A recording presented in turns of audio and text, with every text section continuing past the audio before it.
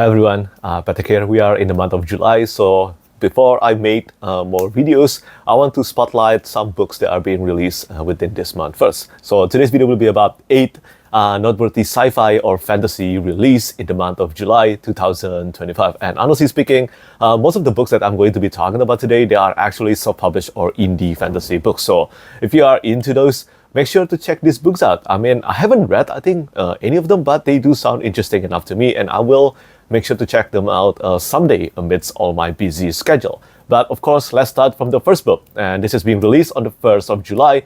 This is for the final book in the Thousand Li series by Wong. And yes, the title of this one is The Fourth Step. This is The Fourth Wall. So yeah, I cannot talk too much about this one. This is book number 12 in the series called Thousand Li by Wong. This is a progression fantasy or a xianxia fantasy series, and it is finally ending. And not only this is ending, the series, just like the Dungeon Crawler Carl series by Dillon, is actually getting a traditionally published edition. I think that will be starting from next year. The first 3 books will be traditionally published next year. But if you want to read the entire series, it is possible to do that now because the self-published fantasy edition has been completed. And I look forward to reading this series for the first time. And moving on to the 8th of July, this is for a debut novel. I believe this is a debut novel. The title of this book is The Gryphon King by Sara Omer. This is a Turkish cultured inspired epic fantasy novel. The first book in the Chaos Constellations series. I heard plenty of great things about this one,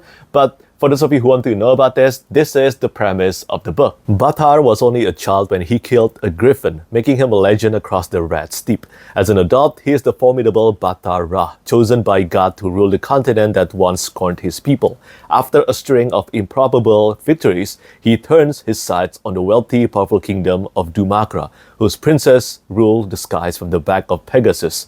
When rumors reach the capital that the infamous warlord is moving on Macrae, Nora Zultama prepares to face him. She and her sisters are feared warriors, goddess-blessed and mounted on winged man-eating horses.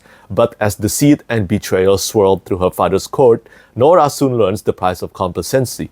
With her city under Batar's rule, Nora vows to take revenge. But her growing closeness to Batar's wife, Kaira, threatens to undo her resolve. When rioting breaks out and mythic beasts inside panic, Nora must fight alongside Batar to keep order, her mixed feelings towards the men she's sworn to kill becoming ever more complicated. Old evils are rising. Only together will Nora and Batar stand a chance against the jinn, ghouls, and monsters that threaten to overrun their world. So yeah, I think that sounds promising. I think at the time of recording this video, the average rating for this one is 4.4 on Goodreads. So that's quite good. That's really good for a debut novel. For an advanced reading copy, reviews of a debut novel, that's really good, and I hope it keeps being that way. I do like the sound of griffins and also Pegasus. I think man-eating Pegasus, based on the premise. I do like the sound of those in my epic fantasy novel, so I do plan to check this one out someday. But now, moving on to the 20th of July, this is for a self-published fantasy novel. The title of this one is Mercy. I think the title of the series is actually Mercy, Tears of the Fallen by Chance Dillon. A paragon left for dead, Alavis Lightseeker sought peace, but peace had other plans. 34 years pass, the blade he buried must rise again. As he hunts the ones who shattered his world, another exile awakens, Eravin. A man drunk on grief and bound by blood. A minstrel must bring the two together in a war against a rising ill fate. Viala, a lost love, unexpectedly returns and sparks a fire in Eravine. But will it be enough to quell his thirst for vengeance? And will the world unfolding around her offer the chance for the future she has long desired? Salasmir, Blade of the Reckoning, must answer the call of duty once again. And finally, Hate and Nira, twins of the Stain, hunt for sacred artifacts for their false king. Stavin and Ilatu must travel across the Sundered Sea in order to do the same, but for their once wise father, who holds damning secrets of his own. So not only The Gryphon King is a debut novel, Mercy, Tears of the Fallen is also a debut novel, just like the next book I will be talking about. Some of you might know about this book already. I have spotlighted this book, I think since last year, since the cover reveal by Kirby Rosanes. The cover art is done by Kirby Rosanes, and this book is being released by Daphne Press. I have this in my hand, the advanced reading copy edition. So yeah, this is about the 7 recipes for revolution by Ryan Rose. This has been pitched as the Bear TV show. meets Attack on Titan or Kaiju. But yeah, I think the premise of this one really sounds promising. I have wanted to read this one ever since I got this advanced reading copy, but as you know, I don't have the time to read this one yet due to other priorities. But yeah, if you want to know what this book is about, this is the premise, including the actual cover, the final cover of this book. The bear meets Attack on Titan in this exhilarating food-based epic fantasy filled with high stakes and monster stakes. 17-year-old Petrik is a common butcher, carving slabs of meat from gargantuan monsters so elite chiefs can prepare magic-granting meals for the rich. But Petrik's true passion is cooking, and if he can learn the secret art, his dreams of liberating his people and sharing the monster's magic with the world could come true. He steals the precious ingredients needed to practice recipes at home, but if he's caught, he'll be executed. As his desperation grows, he ventures into the black market and uncovers a spice imported from unknown lands. Combining it with the lust of his stolen meat, he cooks a dish the world has never tasted before, with side effects he couldn't have foreseen. The dish magic grows Petrik to monster size, and legends of his powers spread among the people. Immediately, the rulers arrest him, but Petrik convinced them to make him a chef's apprentice if they ever want to learn his recipe. However, his exposure to the world of high cuisine reveals the rot at its center, and with his new power, revolution is only 7 recipes away. So yeah, to me, that has always sounded super interesting to me. And personally speaking, I don't think this sounds like the bear meets Attack on Titan. This sounds more like the manga Toriko. If you have read or watched the anime series, this really sounds like that manga series. And yeah, I wanted to read this one. Toriko is a great shonen manga, and of course, I'm not saying that Attack on Titan is not good. I mean, that's one of my favorite manga and anime series of all time. But I just think that based on the premise, Toriko and also Kaiju, I think they are more fitting combination based on the premise anyway. I don't know about the content. If you have read the 7 recipes for revolution, do let me know what you think about it. But this book will officially be out on the 22nd of July.